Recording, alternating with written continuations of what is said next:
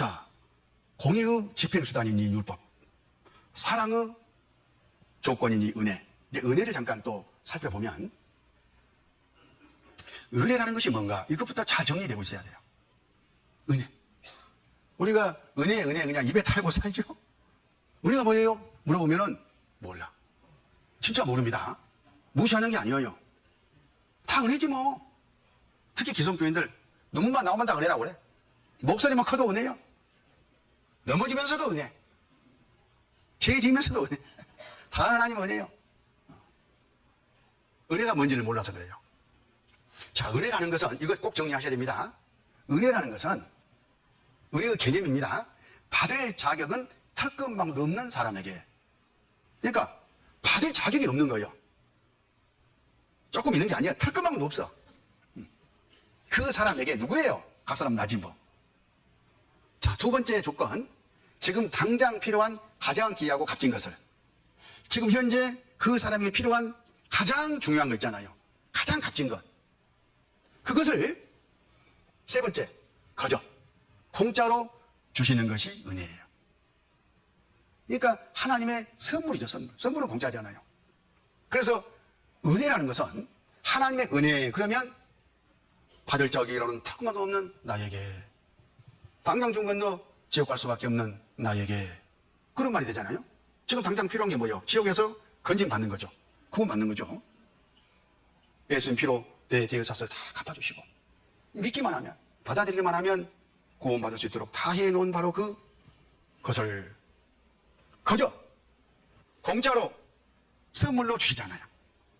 우리는 그 은혜를, 그 선물을 공짜로 받고 믿어서 천국하게 됐습니다. 그래서 은혜 받았다, 그렇게 말을 하는 겁니다. 우리가 그 은혜를 인하여 믿음으로 말미암아 구원을 얻었나니. 우리가 구원을 어떻게 얻었냐? 믿음으로 얻은 거예요. 여기서 믿음은 받았다, 그런 개념이에요. 신뢰하고 가서 공짜로 받은 거예요. 무엇을? 은혜를. 은혜가 뭐예요? 받을 자격이라는 턱마도 없는 나에게 지옥 가지 않도록 가장 소중한 바로 그 구원을 공짜로 주실 때에 감사합니다고 받았다. 그래서 이 구원은 하나님의 선물이다. 행해서 난 것이 아니다. 이렇게 에베소 2장 8절에 9절에 말씀하시지 않습니까? 자, 은혜의 정확한 개념입니다. 자, 은혜는 오직 심판받아 마땅한 죄인들에게 하나님께서 값없이 거저 베푸시는 호의다. 이렇게 사전에 정의되어 있어요. 성경 사전에. 앞에 네 가지 조건을 그대로 압축해 놓은 표현입니다. 그 은혜의 표현에 대한 말씀을 잠깐 찾아보면 에베소서 1장 6절, 이는 그의 사랑하시는 자 안에서 우리에게 거저 주시는 바 그의 은혜의 영광을 참여하려는 것이라. 그의 은혜, 이 은혜는 거저 주시는 거다. 우리가 그리스도 안에서 그의 은혜의 풍성함을 따라 그 피로 말미암아 구속고 죄상을 받았으니 하나님이 거저 주시는 은혜를 믿음으로 받음으로 우리가 죄에서 해방됐잖아요. 우리가 구원을 지금 말씀하시는 겁니다. 이게 은혜라는 거예요. 은혜. 이사야 55장 1절에 너희 목마른 자들아 물로 나오라, 돈 없는 자도 오라. 너희는 와서 사 먹되 돈 없이 값 없이 와서 보두의 젖을 사라. 공짜로 그냥 주시겠다는 거잖아요. 그런데 우리 안에 구원 받겠다고 나오신 분들 종종 보면, 특히 이제 교회 다니신 분들이 그러죠. 뭔가 내가 좀 해야 돼. 정성을 들인다거나 법을 지켜야 된다거나 교회를 열심히 다녀야 된다거나 막 내가 막 믿어버려야 된다거나 자기 힘으로 뭔가 내가 해가지고 천국에 가려고 해요. 구원을 받으려고 한다, 그런 뜻입니다. 그러면 은혜의 조건에 맞아요, 안 맞아요? 그 사람은 절대로 하나님의 은혜를 받을 수가 없는 거예요. 왜 그래요? 하나님 은혜는 공짜로 거저 주시는 방법으로만 주시는데, 내가 거저가 아니라 뭔가 내 공로에 힘입어서 그걸 받으려고 하니까 하나님이 주시려고 했다가 도로 거둬가 버리죠. 우리 안에 오랫동안 말씀을 듣고 구원받았다고 함께 생활하시는 분들 가운데서도 이렇게 이야기해보면 금방 드러납니다. 아, 쟤 안 지어야지. 쟤 안 지었어. 아, 그래, 조금만 지어야 하나님 알아서 용서해 주시겠지. 그래서 내가 열심히 교회 나가잖아. 기도 열심히 하잖아. 이런 태도를 갖고 있어요. 우리 안에서도 그렇습니다. 예수님이 내 과거, 현재, 미래, 죄 삭을 다 갚아줘서 말씀을 하면서 거기에다가 내 의를, 내 수단을, 내 방법을 다 보태요. 그건 아닙니다. 왜? 그런 태도를 가지고 하나님 앞에, 말씀 앞에 나왔잖아요. 구원 받아보려고. 하나님은 은혜로만 주시는데 절대 주셨을 리가 없잖아요. 그래서 그런 분에게는 자기 힘으로 할 수 없다는 거. 그걸 깨닫게 해야 돼. 뭘로? 율법으로. 율법이 죄를 깨닫게 하잖아요. 죄 있다고만 깨닫게 하는 게 아니라 당신 힘으로는, 네 능력으로는 털끝만도 이룰 수 없어 하는 것을 깨닫게 하는 일을 율법이 하는 거예요. 성경 말씀에서 쭉 이렇게 설명해가지고 내 행위, 내 의, 내 공로는 하나님 앞에 아무짝에도 쓸모없다는 거. 그냥 공짜로 주신 것, 그 방법밖에는 내가 천국할 수 없구나. 이것을 잘 설명해가지고 깨닫게 해가지고 진짜 은혜를 받을 수 있는 마음의 밭을 갈아내야 돼요.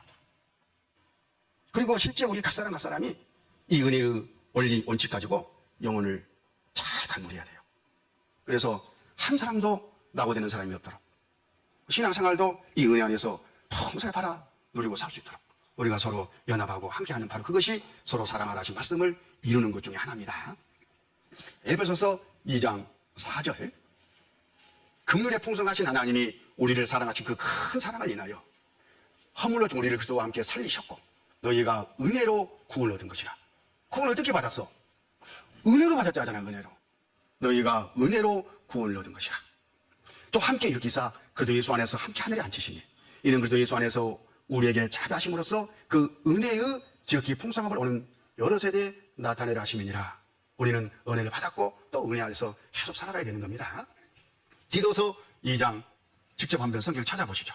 디도서 2장 11절. 신약성경 디도서 2장 11절. 모든 사람에게 구원을 주시는 하나님의 은혜가 나타나 우리를 양육하시되 경건치 않은 것과 일상 정욕을 다 버리고 근신함과 의로움과 경건함으로 이 세상에 살고. 자, 여기서 하나님의 은혜가 나오잖아요. 하나님의 은혜가 나타나 우리를 구원하셨어요. 지옥과 운명에서 우리를 건진 것이 바로 은혜로 말미암는 거다, 그 말이에요. 그런데 많은 식구들이 구원받은 것은 은혜로 받았다고 하고 생활은 어떻게? 아까 갈라디아 사람들처럼 율법으로 열심으로 이루려고 한다니까요. 아니에요. 그래서 이 하나님의 은혜는 우리를 양육하시는 것으로 계속해서 역사하시는 거예요. 구원받은 사람을 제대로 잘 가르쳐갖고, 그 말은 뭔 말이에요? 율법으로 잘 양육해가지고 하나님의 은혜를 누리고 살 수 있도록 해주는, 바로 그 하나님의 은혜가 또 있다, 그런 뜻이에요. 우리 교회 전도 집회는 구원의 은혜라면은 갈릴리 학교, 또 이런 주일 말씀, 교재에서 늘 말씀을 배우는 이 모든 것들은 양육의 은혜인 거예요. 나 싫어요. 나 하나님 은혜 받기 싫어요. 그 말하고 똑같아. 그런 식구들이 있겠죠. 그래서 구원뿐만 아니라 우리가 배우고 성장해 가는 이 모든 것들도 다 하나님의 은혜의 과정이다. 이렇게 꼭 정리하셔야 됩니다. 은혜예요, 은혜. 공짜로 주시는 은혜. 지금 나에게 필요하니까 하나님 주신다, 그런 뜻이에요. 그래서 은혜는 하나님께서 나를 구원하실 때에 나타내시는 것이거든, 또 구원받은 후 나를 다루실 때 나타내시는 것이든 언제나 동일하다.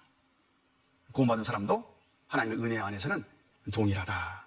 계속 은혜를 받아 누리고 살아야 된다. 그런 것을 지금 말씀드리는 겁니다.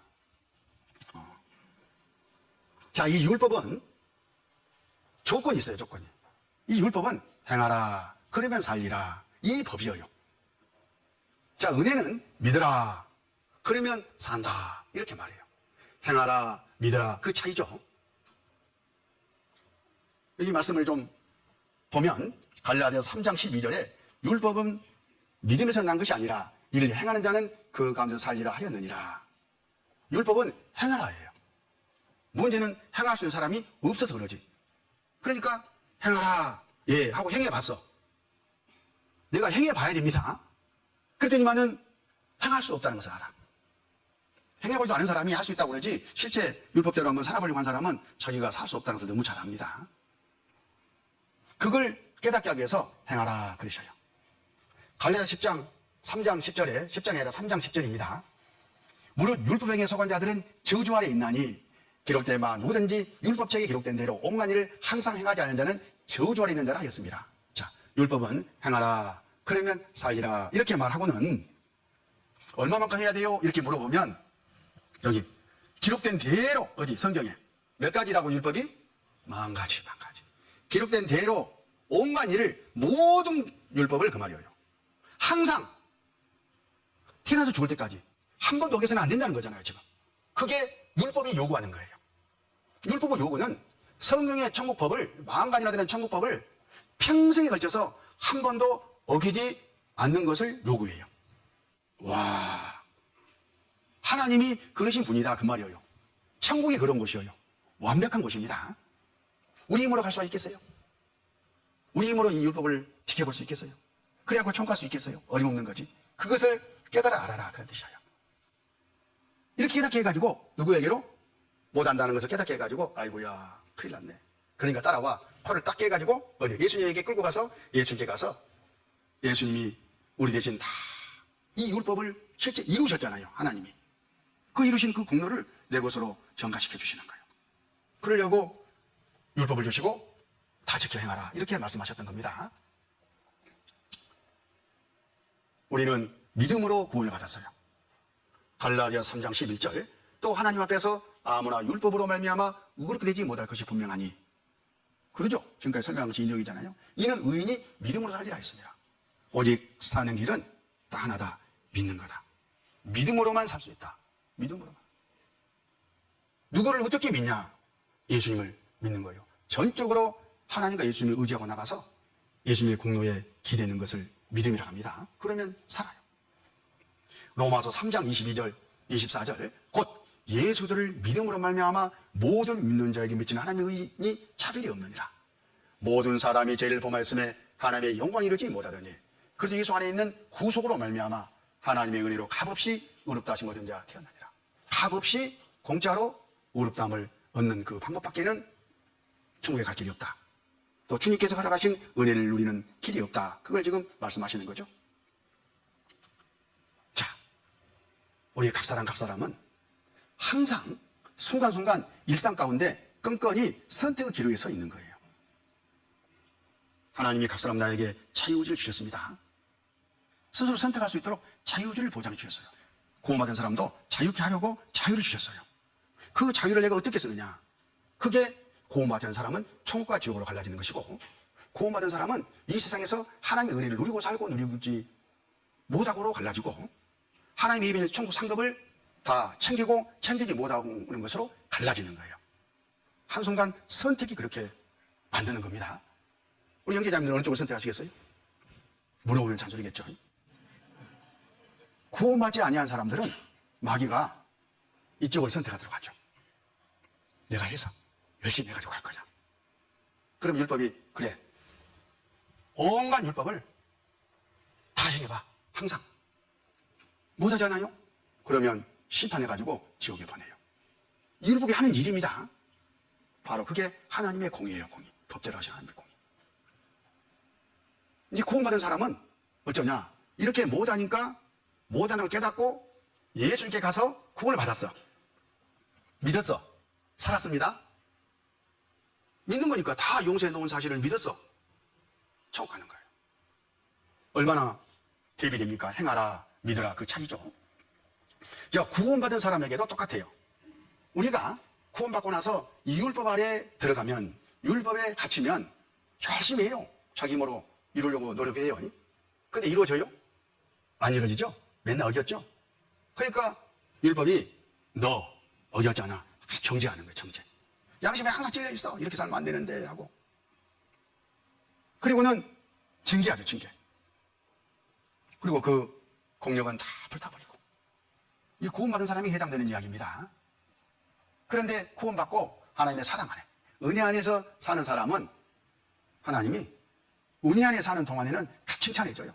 뭐 해서 칭찬한 게 아니라 그 안에 있는 것으로 칭찬해요. 그리고 하나님께 맡기신 일을 성령이 그 능력으로 일을 해가지고 나에게 맺혀주셔요. 그게 천국의 상급이 되는 거죠. 우리는 어느 쪽을 선택해야 되겠습니까? 어느 방편으로 살아가야 되겠습니까? 각 사람 나에게는요, 남편이 있습니다. 사람, 신랑과 신부, 남편과 아내, 그런 관계가 있는 거예요. 이걸 이제 비유로 설명을 해보면, 내가 육체라는 남편과 함께 사느냐, 그리스도라는 남편과 함께 사느냐에 따라서 이해관계가 완전히 달라지는 거예요. 구원받지 아니한 사람은 육체의 남편밖에 없잖아요. 이 남편은 종노릇을 하는 거예요. 근데 이 육체의 남편은 항상 나를 끌고 가요. 어디로 끌고 가냐면 율법 아래로. 자, 육체의 남편은 나를 율법 아래로 끌고 가는 거예요. 그러니까 율법에다 내 생활을, 내 형편을, 내 마음을 비춰보면 얼마나 괴롭겠어요. 그게 정죄죠. 그런데 그리스도 남편은 나를 끌고 가는데 어디로 끌고 가냐면 은혜 아래로 끌고 가요. 은혜가 뭐라겠어? 은혜를 모르면 이 말 뜻을 못하는 거예요. 받을 자격이라고는 턱구도 없는 나에게 지금 당장 가장 소중한 그것을 그저 공짜로 주시는 바로 그 아래로 끌고 가요. 그러니까 그것을 받아 누리고 사니까 얼마나 기쁘고 즐겁고 행복하겠습니까? 은혜 안에 사는 방법인 겁니다. 자, 이 육체의 남편은요, 율법 아래 끌고 가서 율법을 지키라고 막 그래요. 지켜! 빨리 지켜! 괜찮아. 죄 지어도 돼. 뭐 이런 식으로 막 꼬셔요. 그래 놓고는 못하면 막 책망하고 정죄하고 두들겨 패고, 그러니까 이 간증음 들어보면 다 나오잖아요. 이렇게 눈덩이가 밤덩이 돼가지고 육체의 남편은 용서하는 게 없어요. 율법을 끌고 가가지고 죄를 짓게 한 다음에 정죄를 합니다. 그런데 그의 남편은 은혜 법 아래로 데리고 가서 자기를 믿고 나한테 맡겨. 내가 다 해줄게. 다 해줘. 대신해 주면서 자기가 대신해놓고는 내가 있다고 또 칭찬까지 해주시네. 은혜의 남편 그리스도께서. 다음부터 잘하면 돼. 괜찮아. 내 안에 있으면 돼. 내가 다 해줄게. 이런 남편이, 육체의 남편은 무슨 남편? 폭군 남편이요. 그래 남편은 무슨 남편? 좋은 사랑의 남편이요. 형제자매님들 어떤 남편하고 살고 있습니까? 자, 문제는 여기서 오해해서는 안 될 것이, 많은 사람들이 성경을 좀 안다고 하는 연구했다고 하는 사람들까지도 율법을 가지고 이러쿵저러쿵 들었다 놨다 합니다. 하나님의 법, 천국법을 차로 이리 재보고 저리 재보고 폐했느니 어쨌느니 이런 쓸데없는 소리들 해요. 하나님의 법, 율법은 그 위치에 그대로 계십니다. 하나님의 성품이 나타나는 바로 현장이잖아요. 공의. 문제는 율법이 아니라 나여 나. 육체. 구원받지 않은 사람은 그래서 없으니까 육체 가운데 살고 있는 내가 문제예요. 내가 그 율법을 어기고 지옥 가는 겁니다. 구원받은 사람도 내가 육신에 속해 있는 거예요. 내가 육체를 따라서 지금 살고 있는 거예요. 내가 지금 육체의 남편과 사는 것이 문제지 누가 살아라겠어? 선택하라 했잖아요. 무슨 율법이 문제냐고. 어떻게 하나님의 법이라고 성경 말씀대로 다 산다냐, 이런 말 하신 분들이 그런 분들인 거예요. 나는 육체의 남편하고 끝까지 살 거야. 나는 육체의 남편이 좋아. 육체의 남편하고 짝짝딱 하고서는 정죄감이 오니까 육체의 남편은 잘해주지 않는다니까요. 율법 아래 끌고 가지고 나를 막 괴롭힌다니까요. 그런데 괴롭히는 율법을 갖다가 뭐라 한다 이 말이야. 율법에서 벗어나려고 한다 이거예요. 율법에서는 벗어나는 게 아니라 율법을 통해서 그리스도께 가는 거예요. 하나님의 은혜 아래로 내려가는 거예요. 그 일을 율법이 해줘요. 고맙고 감사하죠.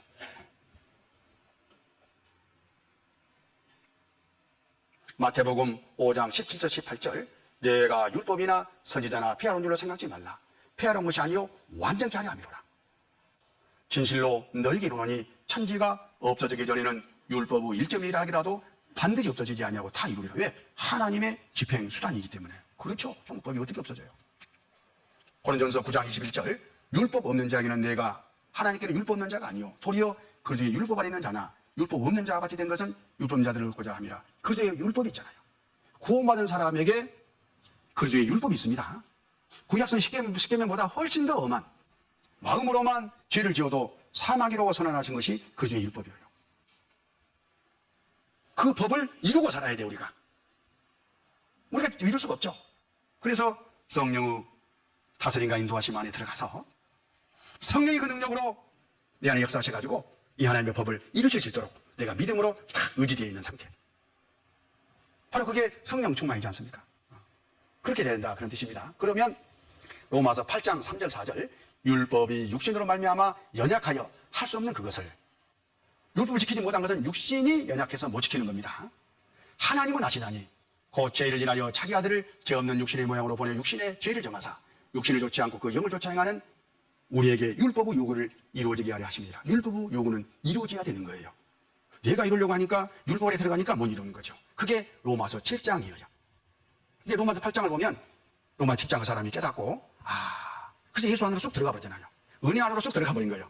아니 사랑 안으로 들어간 거예요. 그때 성령이, 생명의 성령 힘이 죄와 사망의 힘을 탁 제압해가지고 율법을 지켜 살 수 있도록 역사하셔가지고 율법 요구를 이루십니다. 우리 신앙의 지극히 정상적인 현장이 거긴 거예요. 로마서 8장.